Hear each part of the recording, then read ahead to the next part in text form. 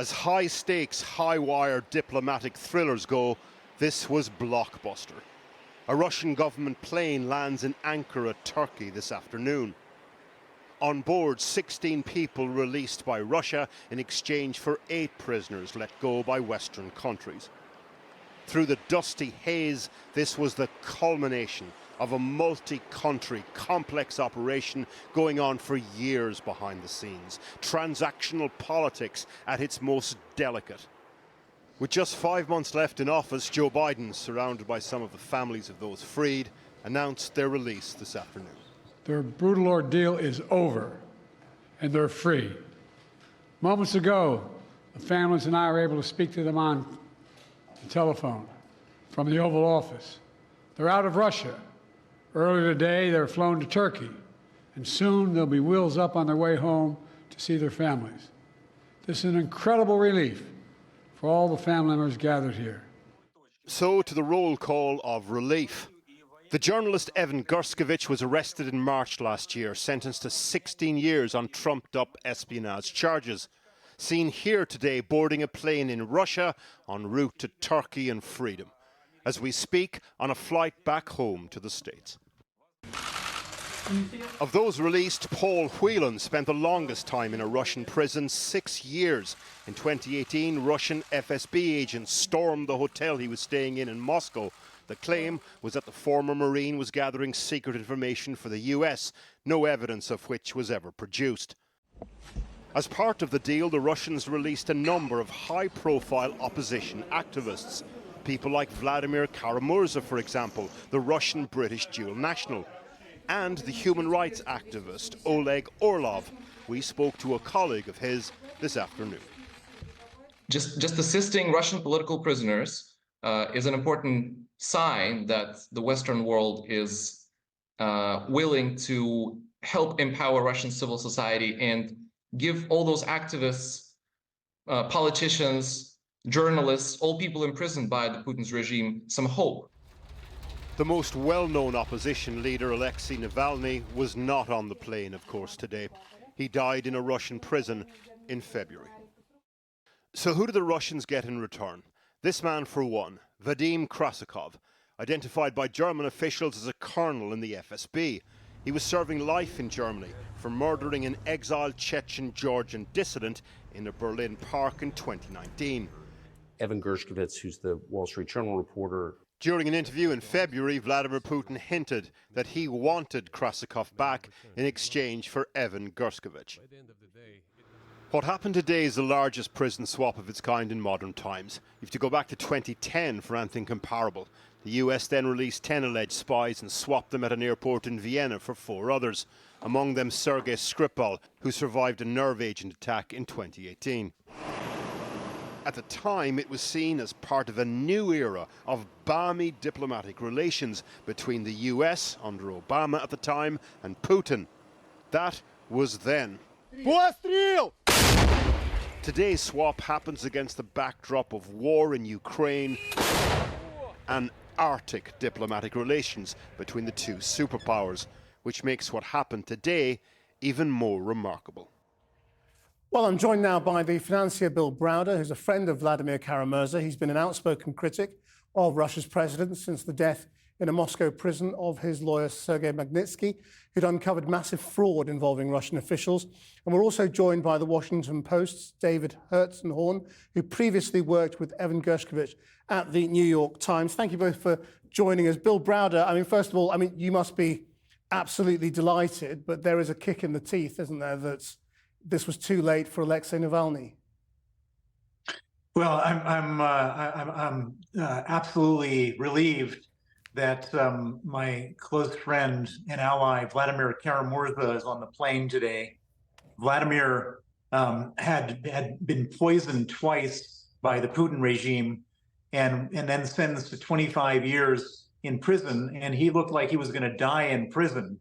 And as you mentioned, another colleague of mine did die in prison, Sergei Magnitsky, and so we thought that Vladimir was going to die as well. And so the fact that he's on a plane home and not being killed is absolutely a huge relief. And of course, this is all in the context of Alexei Navalny, who was killed. And so this is not just, I mean, this is really a life and death situation for Vladimir, for Evan Gershkovich, for Paul Whelan, for all of these individuals. And I mean, it's we're all just in a state of shock, I guess, that they're coming home and that they're coming home safe after all this horror and just terrible stuff that's been going on. So an unbelievably good day, and a very, very momentous moment for all the families, friends, and everybody connected to all of these hostages. Yes, David, let me just get your first reaction as well,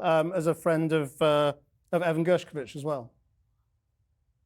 Well, everything that Bill has just shared, of course, is true. And at the same time, there's a dark cloud over all of this when you consider the imbalance, the shadow of Vladimir Putin winning the release of a convicted assassin, convicted in Germany, a country with a rule of law. And on the other side, you see innocent folks who have to be freed. Journalists like Evan Gershkovich, just doing his job for the Wall Street Journal, no evidence whatsoever that he was engaged in espionage ever presented by the Kremlin or its courts. His trial rushed earlier this month when it started to be clear that there was going to be a deal, and immediately there was a conviction. Same day, there was a conviction of Alser Kurmasheva, who was also released today from Radio Europe, Radio Free Europe, Radio Liberty. Again, a total sham in that justice system. And so you understand that, in fact, there's incentive here for Russia to continue taking prisoners because Putin does win their release. He's won this assassin's release. Brittany Griner, the American basketball star, you remember, with less than a gram of cannabis oil, she was sentenced to more than 9 years in prison, held until Putin secured the release of Victor Bout, notorious arms trafficker known as the Merchant of Death. So on the one hand, a huge relief for all these folks and their families, also for Russian dissidents. And this is striking that Germany, the United States, Western countries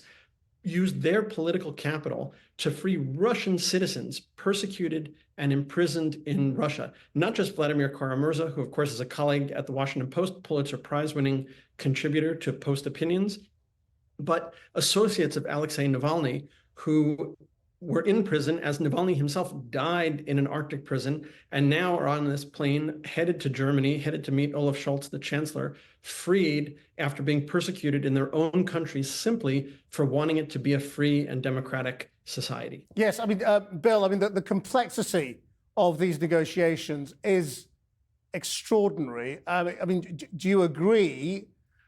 And this is something, Republicans are pointing out in the context of the US elections as well, that the downside to this is it's a reward for hostage taking, effectively. Well, I totally agree with that, and moreover, it goes further than that. So if we look at who Putin really wanted to get free, it's this Vadim Krasikov, a convicted murderer, a hitman for the Kremlin, and so we see this hitman being freed, and what's the message that it sends to other hitmen of the Putin regime? And the message is that if you get into trouble in a foreign country, we'll be able to get you out of that trouble. And so therefore, I think it increases the danger to everybody who's opposed to Putin sitting outside of Russia that these types of deals can be done. And so on one hand, that's terrible, and it's also terrible to release real cold-blooded killers. On the other hand, we had a bunch of people that were potentially die in prison. And so I'm very supportive of the idea of having freed all of these prisoners. I completely understand the reservations about these types of deals, and I would say that the simplest way to avoid this in the future is to say you can't travel to Russia anymore. It's no longer a safe country to travel to, and Western governments should say no more traveling to Russia. That if you're an American citizen, a British citizen, an EU citizen, no traveling to Russia, because we don't want to have any more hostages taken, because that's what happens when you go to Russia. Well, David, I mean, that's quite a challenge to journalism. What do you make of that as an idea?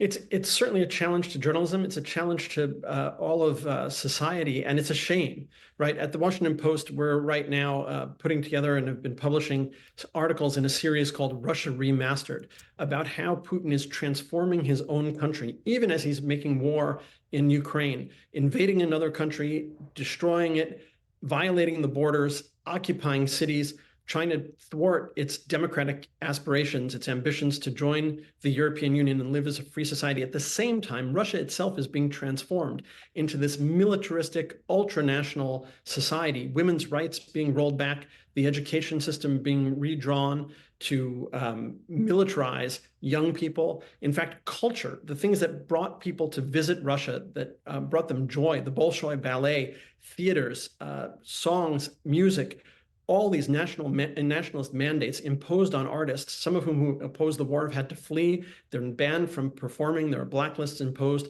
So there's a huge transformation that's been underway. So even since the days of Sergei Magnitsky's terrible, tragic murder in a Russian prison, Russia has become a different kind of a place. It is a wartime society that is becoming much more nationalistic, much more militaristic. Many Russians don't feel safe anymore who are living there. And in fact, there are warnings for Americans and other Westerners not to travel to Russia. Yeah. People do violate those warnings, and we see sometimes the awful results. Well, Bill Browder, why do you think Putin has done this? I mean, it can't be as simple as just getting back Krasnikov, can it? Well, I think it is. I mean, if we look back to that Tucker Carlson interview where he made it clear he wanted Krasnikov, if we look at various other public statements he made, for some reason he's like invested in Krasnikov. Is he a personal friend? Does he owe him something? Is it to send a message to other secret police assassins that you'll be okay if you get caught?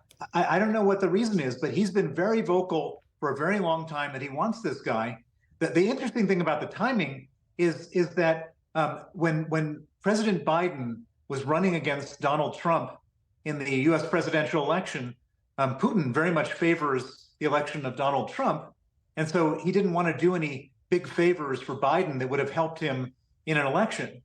But when Biden dropped out, that kind of cleared the path for this to happen, because on one hand, Putin had his incentives to do this, whatever his reasons were, which were pretty strong. And on the other side, the disincentive against doing this had sort of disappeared because Biden was out of the race, and whatever he did for Biden doesn't necessarily transfer over to Kamala Harris. And so I think that U.S. politics played a role in the timing of this decision, and of course his own incentives about getting out his friend and maybe some other of these people. There's a few other money launderers, spies, and other characters who have been arrested and thrown into this prisoner swap as well. Browder. Perhaps all that was enough of an incentive. Bill Browder, thank you very much indeed. David Herzenhorn, thank you as well.